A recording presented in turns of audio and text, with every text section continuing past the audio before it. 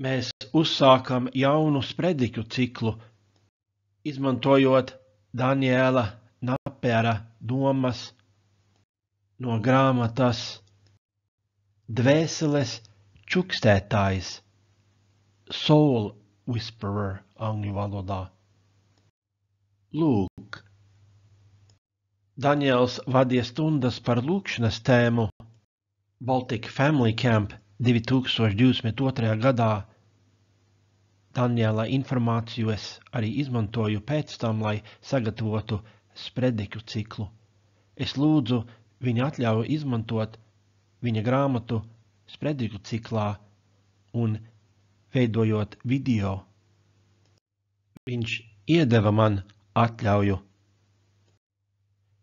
Neviens ne otrs neieņēma amatu, neviens ne otrs neceļoja tālu no mājām, neviens ne otrs nepublicēja rakstisku darbu, taču abi uzrunāja ļaudis, lai uzlabotu viņu dzīvi.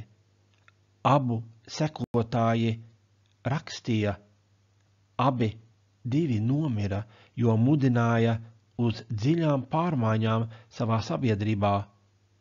Ir runa par Sokratu un Jēzu. Mēs runāsim par filosofiju. Filosofija ir cilvēka spriešana no lejas uz augšu, lai saprastu augšu. Cilvēka spriešana par pārpasaulīgām patiesībām. Savukārt atklāsme nāk no augšas uz leju. Teoloģija ir atklāsmes pētīšana. Taču mēs šajā ciklā izmantosim jēdzienu filosofija, lai apzīmētu saskaņotu un visaptverošu dzīvesveidu.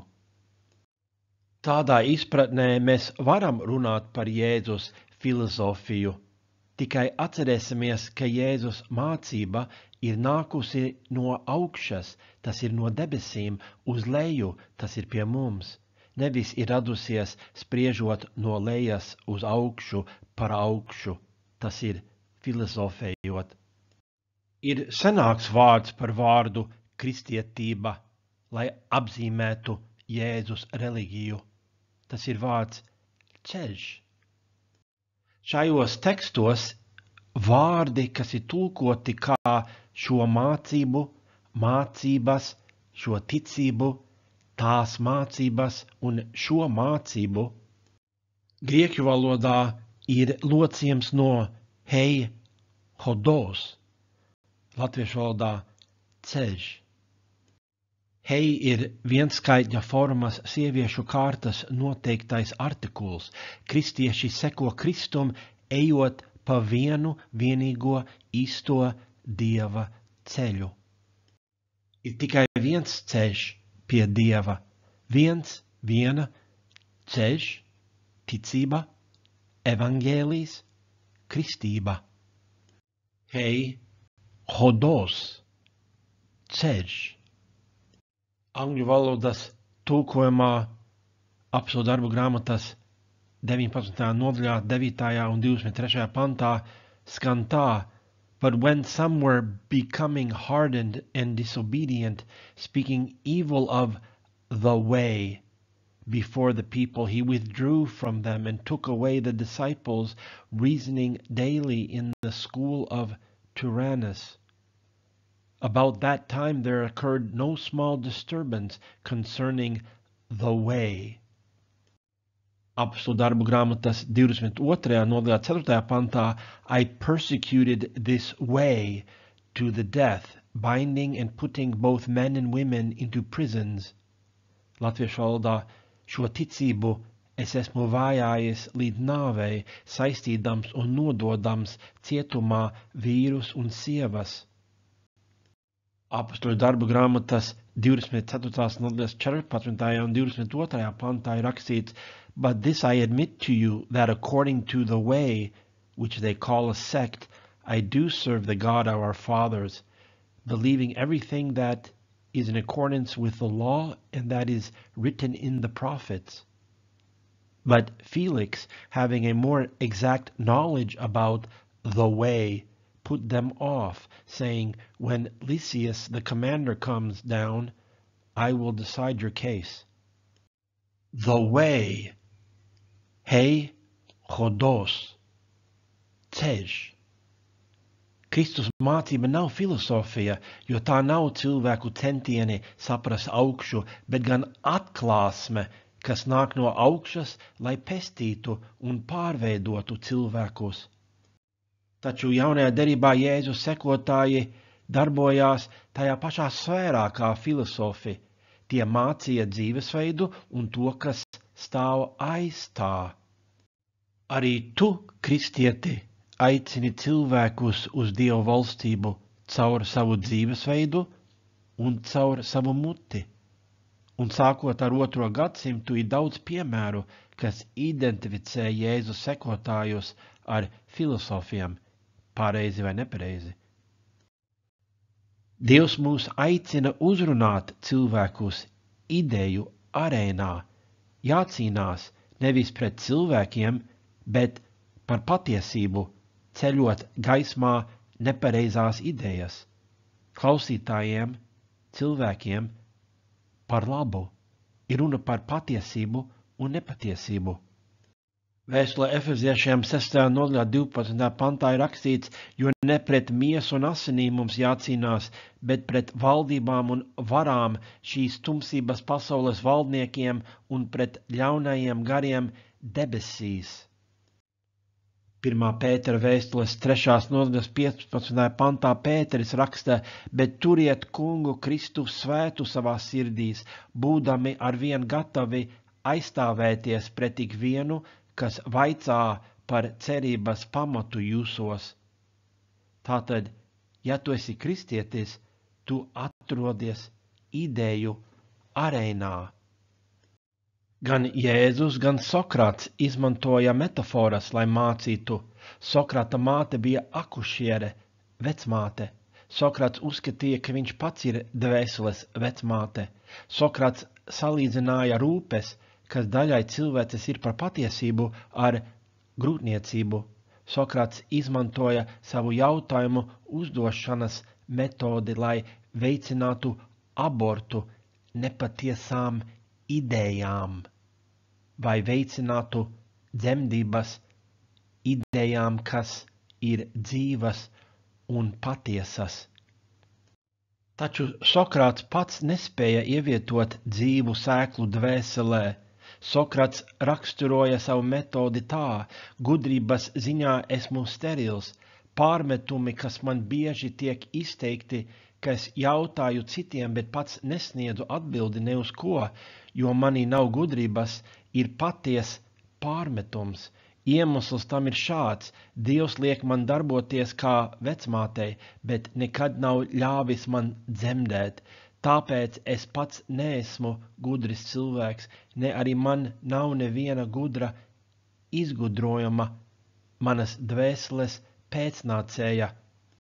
Bet tie, kas ar mani satiekas, lai gan sākotnēji daži šķiet ļoti nezinoši, tomēr mūsu pazīšanai attīstoties, visi, kuriem Dievs ir žēlīgs, gūst brīnišķīgu progresu, ne tikai pēc viņu pašu, bet arī citu domām, un ir skaidrs, ka viņi to dara nevis tāpēc, ka kaut ko no manis būtu mācījušies, bet gan tāpēc, ka viņi ir atraduši sevī daudz skaistu lietu un tās dzemdējuši, bet dzemdības ir pateicībā Dievam un man. Sokrats uzskatīja, ka savu sarunu partneru dvēselēs jau bija iedzimtas, dabiskas idejas, tikai neskaidras, apmulsušas. Sokrats izmantoja jautājumus, lai vestu patiesas definīcijas līdz dzemdībām. Sokrata jautājumi veda sarunu biedrus pie apziņas, ka viņiem vēl nebija patiesas atziņas, jo vēl nebija tikuši galā ar patiesu definīciju šajā sakarā. Nepatiesas idejas tika izmestas. Sokrats uzskatīja, ka vēstnesis no Dieva, ko viņš sauca par dēmonu, palīdzēja atturēt viņu no nepareizā ceļa savā spriešanā. Taču Sokrats neapgalvoja, kā norāda Daniels Napiers, ka viņš kādreiz būtu saņēmis pozitīvu atklāsmi. Sokrats uzskatīja, ka Dievs palīdzēja viņam saskatīt nepatieso, bet ka jaunās dzīvības sēklai būtu jānāk no citurienes, tas ir ne caur Sokratu. Sokrats bija neauglīgs, sterils attiecībā uz jaunās informācijas ieviešanu, attiecībā uz gudrību, lai dzīve tiktu pilnīgi pārveidota. Arī Jēzus saka, ko viņš dara, mācot cilvēkus, izmantojot auglības valodu. Lūkas evangēlijā 8. nodaļā no 4. līdz 8. pantam ir rakstīts, kad sapulcējās liels ļaužu pūlis un daudzu pilsētu ļaudis sanāca pie viņa, viņš runāja līdzībā. Sējējs izgāja sēt sēklu, viņam sējot, cita krita ceļmalā un tika samīta, un debesu putni to apēda. Cita krita klintainē un uzdīgusi novīta, jo tai nebija valgmes. Cita krita starp ērškiem, un ērški reizē augdami to nomāca.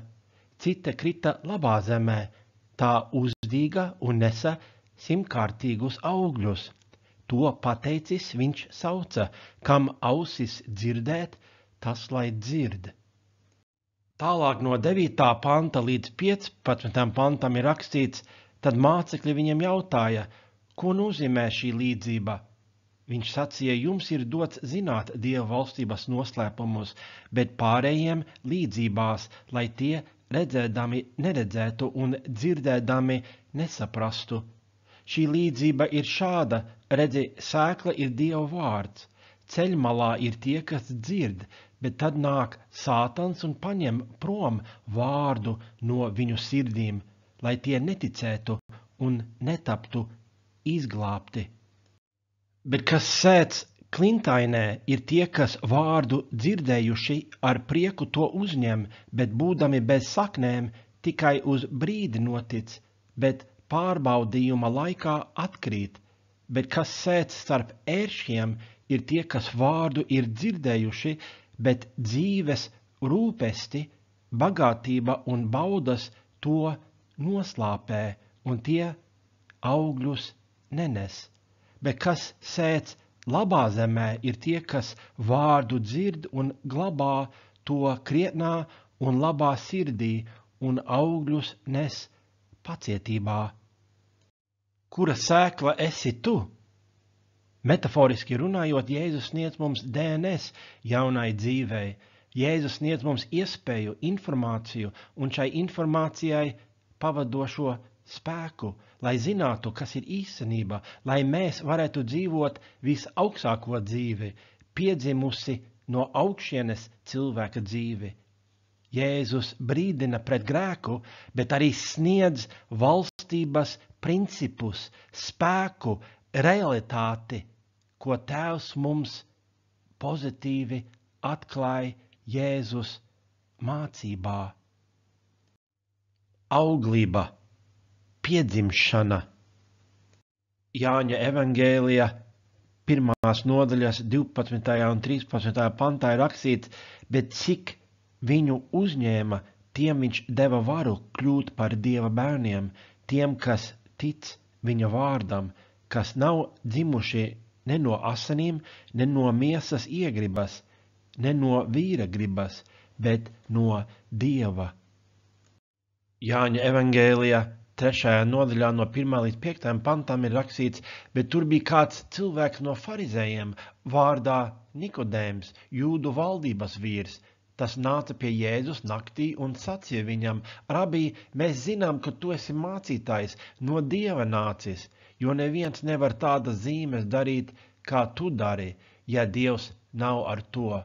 Jēzus atbildēja, patiesi, patiesi, es tev saku, ja cilvēks nepiedzimst no augšienes, neredzēt tam Dieva valstības. Nikodēms saka viņam, kā cilvēks var piedzimt vecs būdams? Vai tad viņš var atgriezties savas mātes miesās un atkal piedzimt?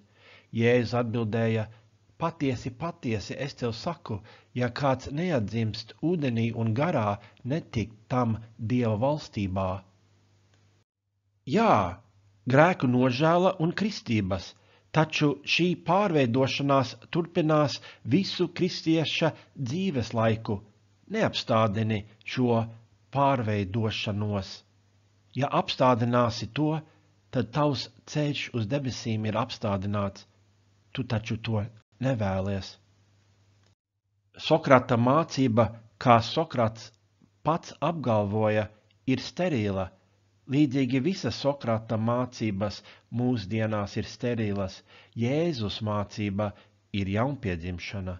Jēzus mācība ieliek mūsos atziņu par Dieva raksturu un darbību šajā pasaulē. Šī informācija ved uz darbošanos kopā ar Dievu un dziļu morālo pārveidošanos. Jēzus sniedz mums informāciju par vissvarīgāko cilvēku dzīvē.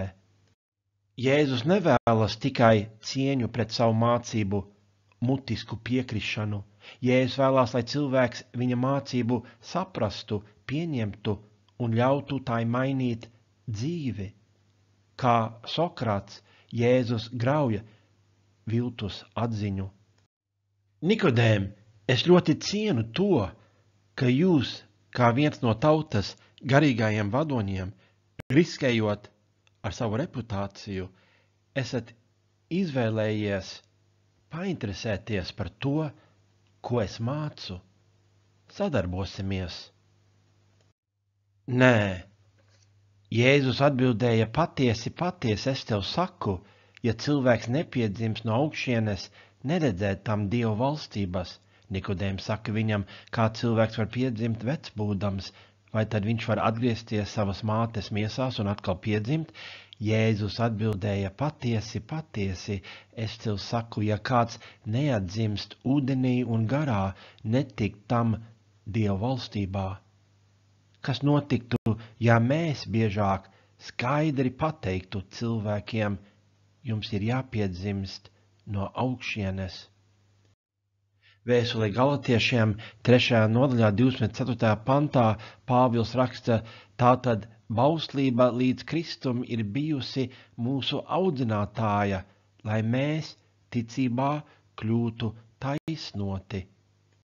Daniels Napiers norāda, ka Aleksandrijas Klemens, kristietis, līderis starp kristiešiem, kurš rakstīja 2. un 3. gadsimtā, apgalvoja, ka tāpat kā Tora bija audzinātāja, kas veda ebrejus pie Kristus, tā arī filosofija bija audzinātāja, pakāpiens, kas veda grieķus pie Kristus.